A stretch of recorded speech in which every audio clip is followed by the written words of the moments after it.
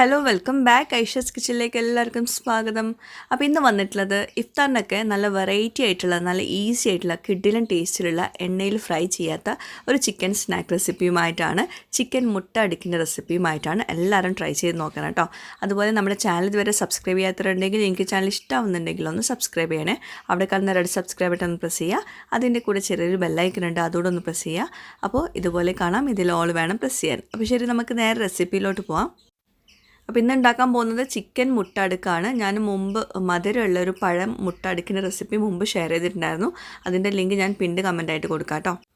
അപ്പോൾ ആദ്യം നമുക്ക് ഇതിലോട്ടുള്ള ചിക്കൻ ഒന്ന് വേവിച്ചെടുക്കാം. ചിക്കന് ഞാൻ എല്ലില്ലാത്ത പീസ് എടുത്തിട്ട് നന്നായിട്ട് കഴുകിയെടുത്ത ശേഷം വെള്ളമൊക്കെ ഡ്രെയിൻ ചെയ്തിട്ട് മഞ്ഞൾപ്പൊടി, മുളക് പൊടി, കുരുമുളക് പൊടി, ഉപ്പ് ഇതെല്ലാം കൂടി ഒന്ന് മാരിനേറ്റ് ചെയ്തിട്ട് കുറഞ്ഞ വെള്ളത്തിലൊന്ന് നന്നായിട്ടൊന്ന് വേവിച്ചെടുക്കുന്നുണ്ട്. അപ്പോൾ ഇതിലോട്ടുള്ള ഫില്ലിങ് നിങ്ങൾക്ക് ഇഷ്ടത്തിനനുസരിച്ച് ചെയ്തെടുക്കുക. ഞാനിപ്പം ഒരു നോർമൽ നമ്മൾ സമൂസയുടെ ഫില്ലിംഗ് ഒക്കെ ചെയ്തെടുക്കുന്ന ആ ഒരു രീതിയിലാണ് ചെയ്തെടുക്കുന്നത്. അപ്പോൾ നല്ലോണം ഒന്ന് മാരിനേറ്റ് ചെയ്തെടുത്തിട്ടുണ്ട്. എന്നിട്ട് അതിലോട്ട് കുറച്ച് ചൂടുവെള്ളം, ഇളം ചൂടുവെള്ളം ഒഴിച്ചു കൊടുത്തിട്ട് നമുക്കൊന്ന് കുക്ക് ചെയ്തെടുക്കാം. ചെറിയ ഫ്ലെയിമിൽ വെച്ചിട്ട് വേണം കുക്ക് ചെയ്തെടുക്കാൻ. അതൊക്കെ നമുക്ക് എല്ലാവർക്കും അറിയുന്നുണ്ടാവും. പിന്നെ ഞാൻ പഴം കൊണ്ടുള്ള മുട്ട അടിക്കുന്ന റെസിപ്പി മുമ്പ് ചെയ്തിട്ടുണ്ടായിരുന്നു. അതുപോലെ ചെമ്മീൻ വെച്ചിട്ട് ഇതുപോലെ ചിക്കൻ്റെ ഫില്ലിങ്ങിന് പകരം ചെമ്മീൻ്റെ ഫില്ലിങ് വെച്ചിട്ടും ചെയ്തിട്ടുണ്ടായിരുന്നു. അപ്പോൾ ആ ഒരു സ്റ്റെപ്പുകളുണ്ടല്ലോ, ഇത് ഉണ്ടാക്കുന്ന സ്റ്റെപ്പുകൾ അതൊക്കെ സെയിം ആയിട്ട് തന്നെ ചെയ്തെടുക്കുക. അതുപോലെ ഫില്ലിങ് നിങ്ങൾക്ക് വേണമെങ്കിൽ നിങ്ങൾക്ക് ഇഷ്ടം പോലെ ചെയ്തെടുക്കുക കേട്ടോ. അപ്പം നമ്മൾ ചിക്കൻ വേവിച്ചെടുത്തു. ഇനി ചിക്കൻ നമുക്കൊന്ന് ബ്ലെൻഡ് ചെയ്തെടുക്കുക. ചിക്കൻ വേവിച്ചെടുത്ത കഷ്ണങ്ങൾ ബ്ലെൻഡറിൻ്റെ ചെറിയ ജാറിലോട്ട് ഇട്ട് കൊടുത്തിട്ട് ഒന്നങ്ങോട്ട് ചെറുതായിട്ടൊന്ന് ബ്ലെൻഡ് ചെയ്തെടുത്താൽ മതി. വല്ലാണ്ട് പേസ്റ്റ് ആക്കി എടുക്കരുത് കേട്ടോ. നമ്മൾ സമൂസയിലേക്കുള്ള ഫില്ലിങ്ങൊക്കെ റെഡിയാക്കുന്ന പോലെ ഒന്നങ്ങോട്ട് ചെറുതായിട്ടൊന്ന് പൾസ് ചെയ്ത് കൊടുത്തിട്ടുള്ളൂ.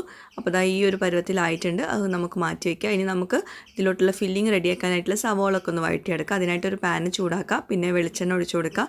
അപ്പം ഇതിപ്പോൾ നമ്മൾ ഡീപ് ഫ്രൈ ഒന്നും ചെയ്യാത്തൊരു സ്നാക്ക് ആയതുകൊണ്ട് തന്നെ വെളിച്ചെണ്ണയൊക്കെ കുറച്ച് ചെയ്തിട്ട് നമുക്ക് ഈ ഒരു സ്നാക്ക് നല്ലൊരു ഹെൽത്തി സ്നാക്കായിട്ട് ചെയ്തെടുക്കാൻ പറ്റും.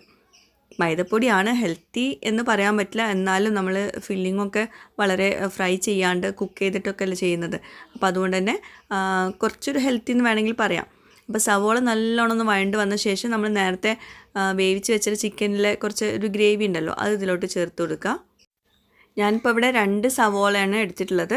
2 മതി ഇത്രയും ചിക്കനിലോട്ട്. ഇനി ഇതിലോട്ട് മസാലപ്പൊടികളായിട്ട് ഞാൻ വീണ്ടും ചേർക്കുന്നത് മുളക് പൊടി മാത്രമാണ്. കാശ്മീരി ചില്ലി പൗഡറാണ് ചേർത്തിട്ടുള്ളത്. അതിനുശേഷം നമ്മൾ ക്രഷ് ചെയ്ത് വെച്ചിട്ടുള്ള ചിക്കൻ ചേർത്ത് കൊടുക്കുക. വേവിച്ച് ക്രഷ് ചെയ്ത് വെച്ചിട്ടുള്ള ചിക്കൻ ചേർത്ത് കൊടുക്കുക. എന്നിട്ട് നല്ലോണം ഒന്ന് കമ്പൈൻ ചെയ്ത് കൊടുക്കുക. പിന്നെ ഇതിലോട്ട് നിങ്ങൾക്ക് വേണമെങ്കിൽ സ്പൈസ് പൗഡേഴ്സ് വേറെയും ചേർത്ത് കൊടുക്കുക. ഞാൻ അധികം ഒന്നും ചേർക്കുന്നില്ല. കുറച്ച് ഗരം മസാലപ്പൊടിയും കൂടി ചേർത്തിട്ട് നന്നായിട്ടൊന്ന് മിക്സ് ചെയ്ത് കൊടുക്കുന്നുണ്ട്. പിന്നെ ഇഞ്ചി വെളുത്തുള്ളി പേസ്റ്റ് അതൊന്നും ചേർക്കുന്നില്ല കേട്ടോ. നമ്മളൊരു സിമ്പിളായിട്ടുള്ളൊരു ഫില്ലിംഗ് ആണ് റെഡിയാക്കുന്നത്. വല്ലാണ്ട് നമ്മൾ ഗ്രാൻഡ് ആക്കുന്നില്ല. കാരണം ഇങ്ങനെ സിമ്പിളാക്കിയിട്ട് നല്ല ടേസ്റ്റാണ്. പിന്നെ ആവശ്യത്തിനുള്ള ഉപ്പ്, പിന്നെ കറിവേപ്പില ചെറുതായിട്ടൊന്ന് കട്ട് ചെയ്തിട്ട് ചേർത്ത് കൊടുക്കുന്നുണ്ട്. നല്ലൊരു മണം കിട്ടാൻ വേണ്ടിയിട്ടാണ്. പിന്നെ നിങ്ങൾക്ക് വെജിറ്റബിൾസ് വേണമെങ്കിൽ അതൊന്ന് ചേർത്ത് കൊടുക്കുക. അതൊക്കെ ചെറുതായിട്ട് അരിഞ്ഞിട്ട് വേണം ചേർക്കാൻ കേട്ടോ. അത് ഒന്ന് ശ്രദ്ധിക്കുക. അതുപോലെ ചിക്കനും നല്ലോണം ഒന്ന് ക്രഷ് ചെയ്തിട്ട് വേണം ചേർക്കാൻ. ചെറിയ ചെറിയ കഷ്ണങ്ങളായിട്ടുണ്ടെങ്കിൽ നമ്മളത് ഈ ഒരു മുട്ട അടുക്ക് ഉണ്ടാക്കുന്ന സമയത്ത് അത് പ്രശ്നമാവും. അത് നിങ്ങൾ കാണുമ്പോൾ മനസ്സിലാവും. അപ്പോൾ നമ്മുടെ ഫില്ലിങ് റെഡി ആയിട്ടുണ്ട്. ഇനി നമുക്ക് മുട്ട അടുക്കിലോട്ടുള്ള ഒരു ബാറ്റർ ഒന്ന് റെഡിയാക്കാം. അതിനായിട്ട് നമുക്ക് ഇതിലോട്ട് 4 വലിയ മുട്ട നിർബന്ധമായിട്ടും വേണം കേട്ടോ. 5 മുട്ട എടുക്കുകയാണെങ്കിൽ കുറച്ചുകൂടെ നല്ലത്. 4 മുട്ട എന്തായാലും വേണം. ഞാൻ മുമ്പ് ചെയ്ത റെസിപ്പിയിൽ 5 മുട്ടയായിരുന്നു എടുത്തിട്ടുണ്ടായിരുന്നത്. ഇപ്പോൾ ഞാൻ 4 എടുത്തിട്ടുള്ളൂ. 4 വെച്ചാലും കുഴപ്പമില്ലാണ്ട് ഉള്ളൊരു ഇത് കിട്ടുന്നുണ്ട്, ബാറ്റർ കിട്ടുന്നുണ്ട്. ഇനി ഈ 4 മുട്ട പൊട്ടിച്ച ശേഷം നമ്മൾ ബ്ലെൻഡറിൻ്റെ ജാറിലോട്ട് ഇട്ട് കൊടുക്കുകയാണ്. വേണമെങ്കിൽ നമുക്ക് ബൗളിൽ തന്നെ മിക്സ് ചെയ്യാവുന്നേ ഉള്ളൂ. പക്ഷെ ഞാൻ ഇതുപോലെ ബ്ലെൻഡറിൻ്റെ ജാറിൽ ഇട്ട് കൊടുക്കുമ്പോൾ ഒന്നുകൂടെ നല്ല പേസ്റ്റായിട്ട് കിട്ടും പെട്ടെന്ന്.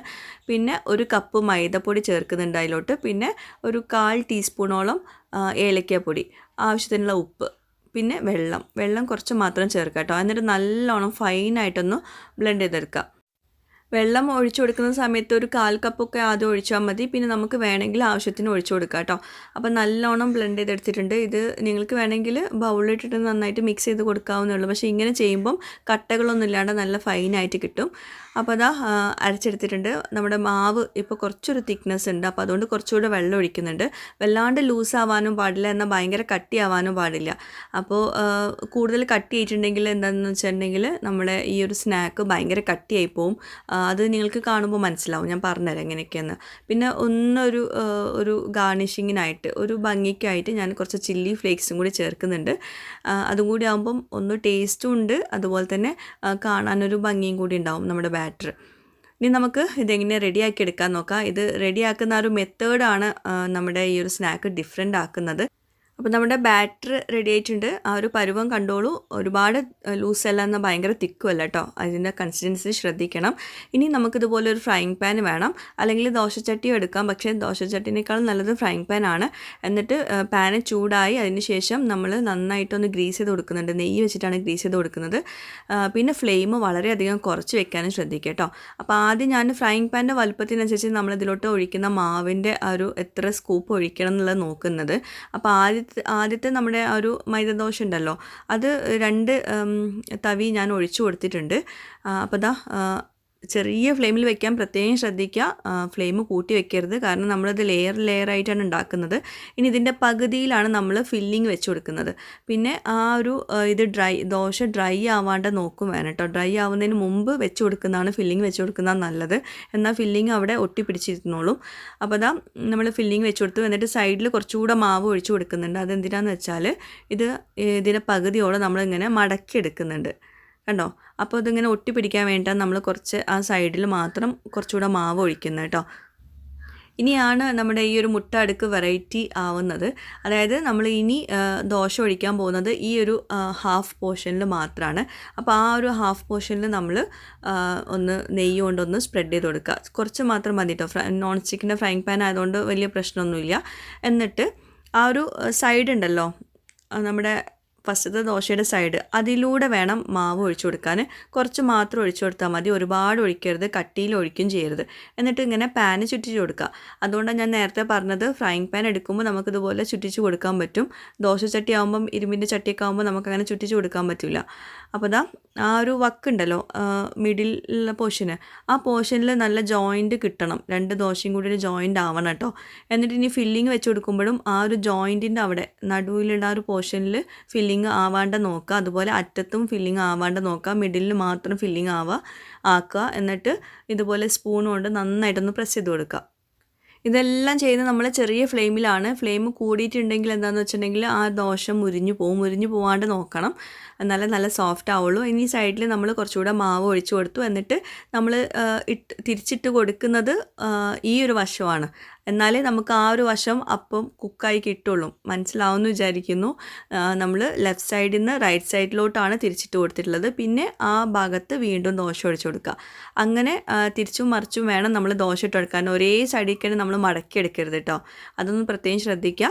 ഫില്ലിങ് വെച്ച ഭാഗം ഏറ്റവും താഴെ ആക്കിയിട്ട് വേണം മറ്റേ ഭാഗത്ത് നിന്ന് തിരിച്ചിട്ട് കൊടുക്കാൻ വേണ്ടിയിട്ട്. അപ്പോൾ നമ്മളിപ്പോൾ ഈ ഒരു ഭാഗത്താണ് ഫില്ലിങ് വെച്ചിട്ടുണ്ട്. അപ്പോൾ നമ്മൾ റൈറ്റ് സൈഡിൽ നിന്ന് തിരിച്ചിട്ട് കൊടുക്കണം. അതൊന്ന് പ്രത്യേകം ശ്രദ്ധിക്കുക. അതുപോലെ തന്നെ മിഡിൽ പോർഷനിലൂടെ നമ്മൾ മാവ് ഒഴിച്ചു കൊടുക്കാനും വിട്ടുപോകരുത്. പിന്നെ സൈഡിൽ ഇതുപോലെ മാവ് നമ്മൾ ഒട്ടിക്കുന്ന സമയത്ത് സൈഡിൽ ഇതുപോലെ മാവ് ഒഴിച്ചു കൊടുക്കുക. പിന്നെ ഒരുപാട് ലെയർ ആക്കും വേണ്ട കേട്ടോ. ഏകദേശം ഒരു 4 സ്റ്റെപ്പ് കഴിഞ്ഞാൽ നമുക്ക് വേണമെങ്കിൽ നിർത്താം. എന്നിട്ട് പിന്നെ അത് മാറ്റി വെച്ച ശേഷം രണ്ടാമത്തെ മുട്ട അടുക്ക് ഉണ്ടാക്കാം. അങ്ങനെ ഒരുപാട് ലെയർ വെച്ചിട്ടുണ്ടെങ്കിൽ നമുക്ക് പിന്നെ തിരിച്ചിട്ട് കൊടുക്കാൻ ഭയങ്കര പാടാവും. അത് കനം കൂടുന്തോറും നമുക്ക് തിരിച്ചിട്ട് കൊടുക്കാൻ ബുദ്ധിമുട്ടാവും. അപ്പോൾ ഞാൻ വീണ്ടും ഒഴിച്ചു കൊടുക്കുന്നുണ്ട്. കാരണം കുറേ ലെയർ ഉണ്ടാവും, കാണാൻ നല്ല ഭംഗിയാണ്. പിന്നെ ഒരു സ്ലൈസ് മതിയാവും അത്യാവശ്യം വയറ് നിറയാനും. അപ്പോൾ വീണ്ടും ഇതാ മിഡിൽ പോർഷനിലൂടെ നമ്മൾ ഒഴിച്ചു കൊടുക്കുന്നു മാവ്. എന്നിട്ട് ഇങ്ങനെ പതുക്കെ ചുറ്റിച്ച് കൊടുക്കുക കേട്ടോ. പിന്നെ കുറച്ച് കഴിഞ്ഞിട്ടുണ്ടെങ്കിൽ നമ്മുടെ ഈ നമ്മളിപ്പം വെച്ച ദോശ ഉണ്ടല്ലോ, ലെയറായിട്ടുള്ള വെച്ച ദോശ, അത് വെയിറ്റ് കൂടുന്തോറും നമ്മൾ ചുറ്റിച്ച് കൊടുക്കുമ്പം അതിലൊന്ന് പ്രസ് ചെയ്തിട്ട് വേണം ചുറ്റിച്ച് കൊടുക്കാൻ കേട്ടോ പുതിയ ദോശ. അപ്പം ഞാനിത് ഡീറ്റെയിൽഡായിട്ട് കാണിക്കാൻ കാരണം വേറെ ഒന്നുമല്ല, ആദ്യമായിട്ട് ഉണ്ടാക്കുന്നവർക്ക് കൺഫ്യൂഷൻ വരരുതെന്ന് വിചാരിച്ചിട്ടാണ് ഇങ്ങനെ പറയുന്നത് കേട്ടോ. ഇത് അറിയുന്നവർ ദയവായിട്ട് ക്ഷമിക്കുക. അറിയാത്തവർ ഇപ്പോൾ നോമ്പിൻ്റെ സമയത്തൊക്കെ നമുക്ക് എന്തെങ്കിലും മിസ്റ്റേക്ക് വരുമ്പോൾ ആകെ സങ്കടമാവും. അപ്പോൾ അതാവണ്ടെന്ന് വിചാരിച്ചിട്ടാണ്. ഇങ്ങനെ പതുക്കെ വേണം കേട്ടോ തിരിച്ചിട്ട് കൊടുക്കാൻ. അതുപോലെ ചെറിയ ഫ്ലെയിമിൽ തന്നെ വെക്കുക. ഫ്ലെയിം കൂടിയിട്ടുണ്ടെങ്കിൽ എന്താണെന്ന് വെച്ചാൽ നമ്മുടെ ദോശ ഹാർഡായി പോകും. ഇതിപ്പോൾ നല്ല സോഫ്റ്റായിട്ട് നിങ്ങൾക്ക് കാണുമ്പോൾ തന്നെ മനസ്സിലാവുന്നുണ്ടാവും, നല്ല സോഫ്റ്റാണ്. ഫില്ലിങ്ങും നല്ല സോഫ്റ്റാണ്. അപ്പോൾ കഴിക്കുമ്പോൾ നല്ല സോഫ്റ്റായിട്ട് ഉണ്ടാവും നമ്മുടെ സ്നാക്ക്. അപ്പോൾ ഞാൻ ഒരു ബാച്ചും കൂടി ഒഴിക്കുന്നുണ്ട്. അപ്പം ലാസ്റ്റത്തതും കൂടി ഒഴിക്കുക. ഇത്രയും മതിയെങ്കിൽ അവിടെ നിർത്തുക കേട്ടോ. കൂടുതൽ ഒഴിക്കുമ്പോൾ എന്താണെന്ന് വെച്ചാൽ നമുക്ക് തിരിച്ചിട്ട് കൊടുക്കാൻ ആ വെയിറ്റ് കൂടുന്നതുകൊണ്ട് തിരിച്ചിട്ട് കൊടുക്കാൻ ഭയങ്കര പാടാവും. പിന്നെ ഈ ഒരു ഭാഗത്ത് നല്ല വെയിറ്റ് ഉള്ളതുകൊണ്ട് തന്നെ അതൊന്ന് പ്രസ് ചെയ്തിട്ട് വേണം നമ്മൾ ഇതൊന്ന് പാനൊന്ന് ചുറ്റിച്ച് കൊടുക്കാൻ കേട്ടോ. അല്ലെങ്കിൽ പിന്നെ എല്ലാം കൂടി കണ്ട് മിക്സ് ആവും. അതൊക്കെ ഒന്ന് ശ്രദ്ധിക്കുക. അപ്പോൾ ഞാൻ ഈ ഒരു ദോശ ഒഴിക്കുന്നതിന് തൊട്ട് മുമ്പ് വരെ നമ്മുടെ ഇത് നല്ല ഭംഗിയുണ്ടായിരുന്നു. നിങ്ങൾക്ക് കാണുമ്പോൾ തന്നെ മനസ്സിലാവും. ഇത് ഒഴിച്ചപ്പം ഒന്നങ്ങോട്ട് എന്താ പറയുക, സൈഡിൽ നിന്നൊന്ന് വിട്ടുപോയ പോലെ തോന്നി. അപ്പോൾ മാക്സിമം നമ്മൾ അതിൻ്റെ ഹൈറ്റ് കൂട്ടാണ്ടിരിക്കാൻ നോക്കട്ടെ. അത് കണ്ടോ, ആ ഒരു സൈഡ് ഒന്നിങ്ങോട്ട് പുറത്തേക്ക് തള്ളിയിട്ടുണ്ട്. അല്ലെങ്കിൽ നല്ല ഭംഗിയിലായിരിക്കും. അതിങ്ങനെ റൗണ്ടിൽ വരുമ്പം നമ്മൾ കട്ട് ചെയ്യുമ്പം ഇതെങ്ങനെ ഈ ഷേപ്പ് വന്നെന്നൊക്കെ തോന്നും. പിന്നെ ലാസ്റ്റ് ഇതുപോലെ എല്ലാം കൂടി ഒന്ന് ഒട്ടിപ്പിടിപ്പിക്കാൻ വേണ്ടിയിട്ട് ആ മാവ് കുറച്ചൊന്ന് ഒഴിച്ചു കൊടുക്കുക. ഇപ്പം ഞാൻ ഉണ്ടാക്കിയ ഈ ഒരു ബാറ്ററും ആ ഒരു ഫില്ലിങ്ങും 2 പ്രാവശ്യം ഇതുപോലെ ഉണ്ടാക്കാനുള്ള ഫില്ലിങ്ങും ബാറ്ററും ഉണ്ട് കേട്ടോ. അപ്പോൾ നെയ്യൊന്ന് സ്പ്രെഡ് ചെയ്തിട്ട് ഇതുപോലെ 2 ഭാഗവും ഒന്ന് ഇങ്ങോട്ട് തിരിച്ചു മറിച്ചിട്ട് കൊടുക്കുക. അങ്ങനെ ഇട്ട് കൊടുക്കുമ്പോഴും ശ്രദ്ധിക്കണം, വെയിറ്റ് കൂടുമ്പോൾ അത് പൊട്ടി പോകാനുള്ള ചാൻസ് ഉണ്ട്. നല്ല സോഫ്റ്റ് ആയതുകൊണ്ട് തന്നെ ഒന്നുകൊണ്ട് പൊട്ടിപ്പോവും. അപ്പോൾ അതൊക്കെ ഒന്ന് ശ്രദ്ധിക്കുക, പതുക്കെ വേണം ഇട്ട് കൊടുക്കാൻ വേണ്ടിയിട്ട്. അപ്പോൾ നമ്മുടെ ചിക്കൻ മുട്ട അടുക്ക് റെഡി ആയിട്ടുണ്ട്. നല്ല അടിപൊളി സ്നാക്കാണ്, നല്ല ടേസ്റ്റാണ്. കാണുമ്പോൾ നമുക്ക് കുറച്ച് ബുദ്ധിമുട്ടൊക്കെ തോന്നുന്നുണ്ടാവും, പക്ഷേ ഉണ്ടാക്കുമ്പോൾ നിങ്ങൾക്ക് മനസ്സിലാവും ഭയങ്കര സിമ്പിളാണ് സംഭവം എന്നുള്ളത്. അപ്പോൾ അതാ ഞാനൊന്ന് കട്ട് ചെയ്യുന്നുണ്ട്. പിന്നെ കട്ട് ചെയ്യുമ്പോൾ ശ്രദ്ധിക്കുക, ചൂടാറിയ ശേഷം കട്ട് ചെയ്യുക കേട്ടോ. ചൂടോട് കൂടി കട്ട് ചെയ്യുമ്പോൾ ചിലപ്പോൾ പൊട്ടിപ്പോകാനുള്ള ചാൻസ് ഉണ്ട്. അപ്പോൾ അതൊക്കെ വേണം കട്ട് ചെയ്യാൻ വേണ്ടിയിട്ട്. പൊട്ടിപ്പോയാലൊന്നും കുഴപ്പമൊന്നുമില്ല. നല്ല ഭംഗിയിൽ കിട്ടണമെങ്കിൽ ഒന്നായിട്ട് ചൂടാറിയ ശേഷം, അതിപ്പോൾ ഏത് സ്നാക്കാണെങ്കിലും അങ്ങനെ തന്നെയല്ലേ. അപ്പോൾ അതാ നമ്മുടെ മുട്ട അടുക്ക് റെഡി ആയിട്ടുണ്ട്. ആ ഒരു ലെയർ കാണുമ്പോൾ തന്നെ നല്ല ഭംഗിയാണ്.